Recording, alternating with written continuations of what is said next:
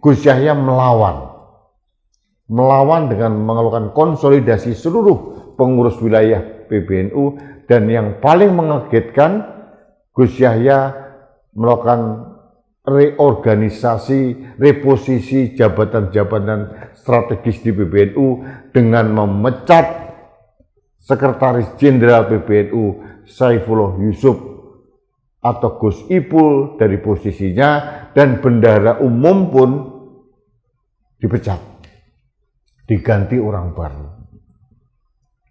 Apakah ini bisa menyelesaikan masalah? Saya hakul yakin tidak. Justru menurut saya akan menambah tajam friksi dan polarisasi di internal PBNU sendiri.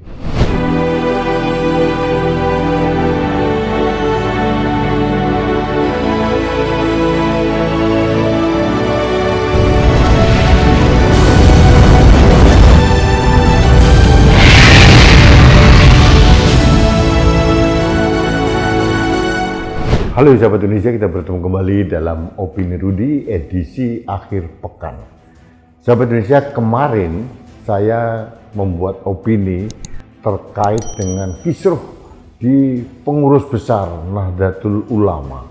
Ada gonjang-ganjing di sana, sehingga pada tanggal 26 November 2025, lembaga tertinggi di NU, yaitu lembaga Syuriah, itu memecat Ketua Umum PBNU Kiai Haji Yahya Khalil Stakuf atau Gus Yahya. Isunya berkembang kemana-mana terkait dengan dia mendatangkan tokoh Zionis internasional, kemudian ada masalah-masalah uang yang mengalir dari mantan bendahara PBNU yang kena kasus korupsi, yang dari Kalimantan Selatan itu.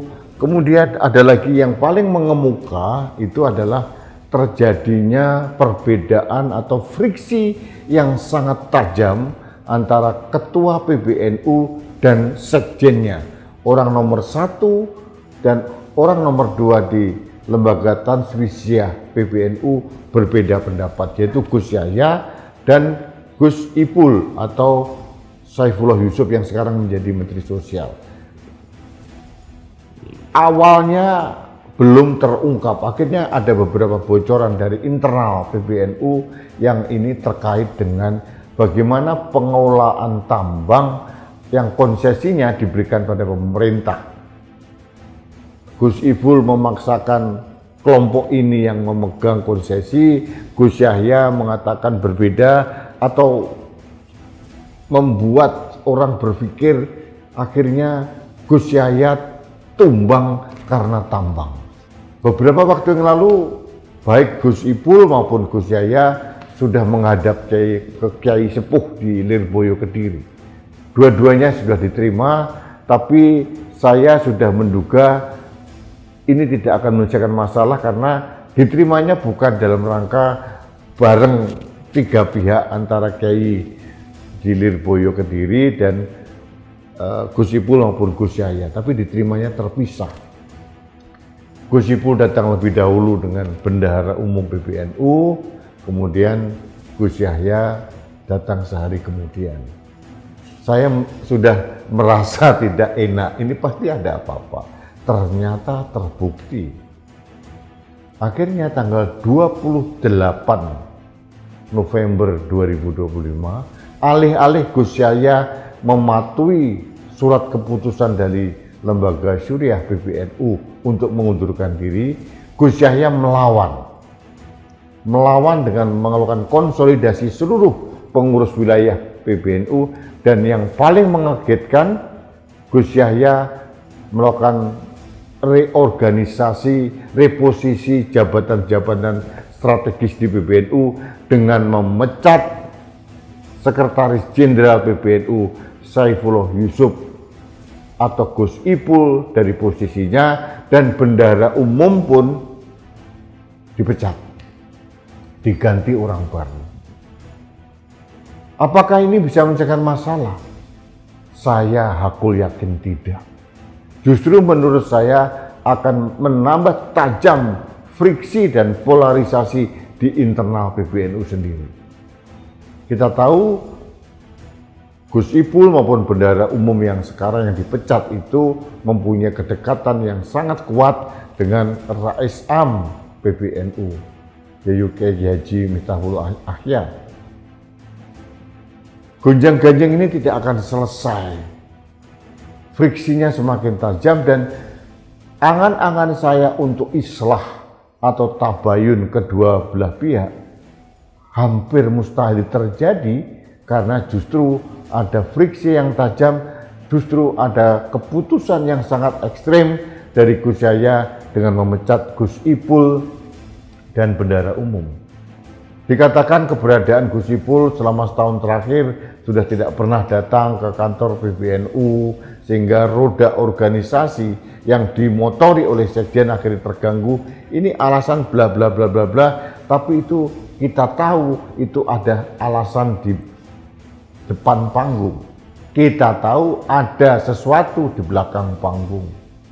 Tetap saja kita menduga ini masalah tambang, ini masalah mungkin aliran dana dari mantan bendahara PBNU yang dulu, yang sekarang dicokok oleh KPK, masuk penjara, dan ini terus menjadi polemik. Saya tidak mengerti ya,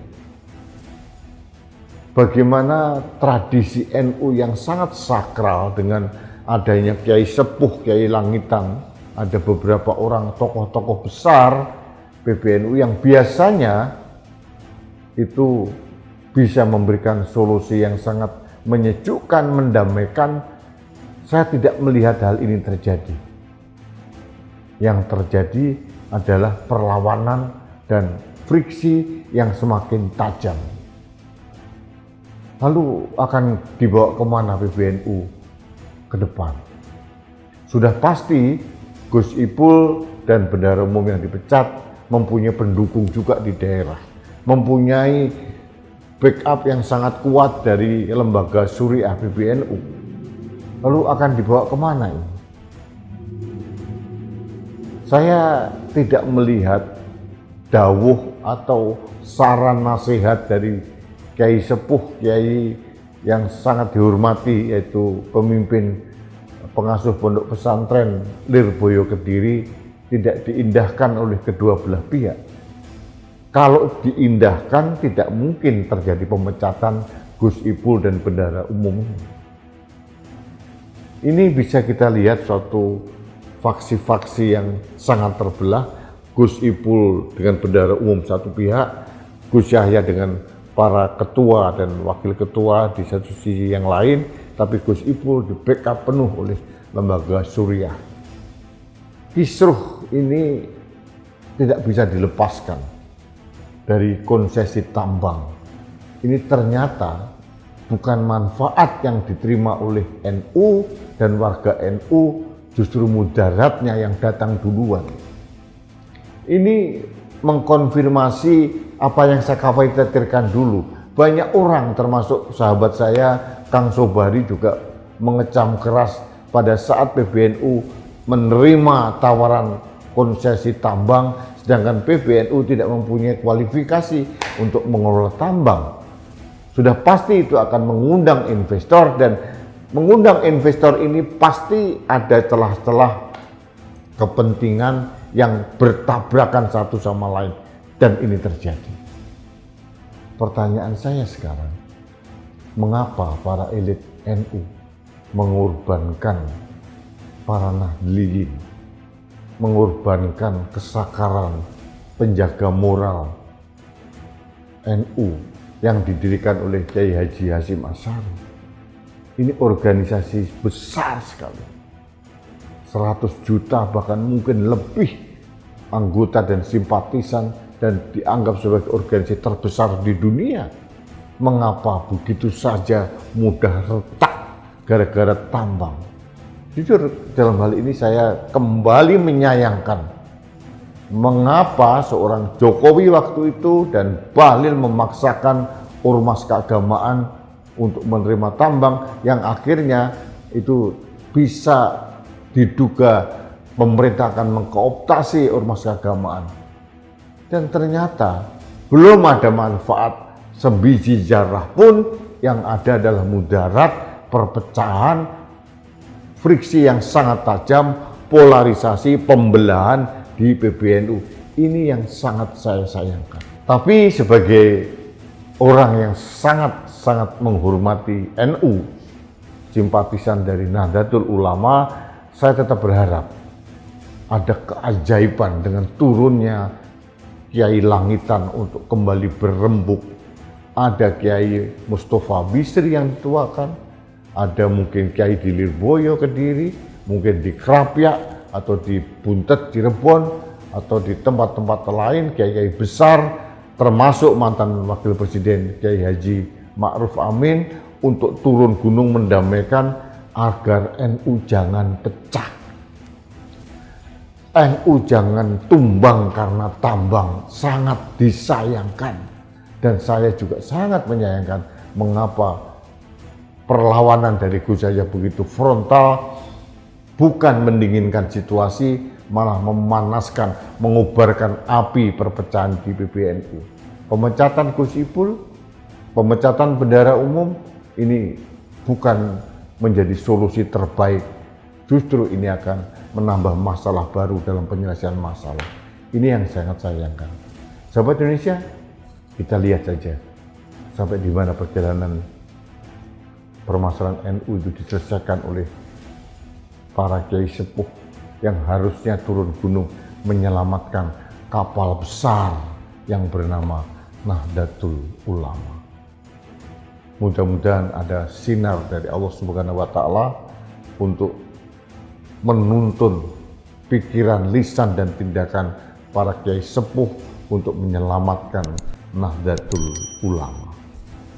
Sahabat Indonesia, terima kasih Anda telah mengikuti Opini Rudy. Selamat berakhir pekan, jaga kesehatan, salam hormat saya untuk Anda sekeluarga. Sampai jumpa.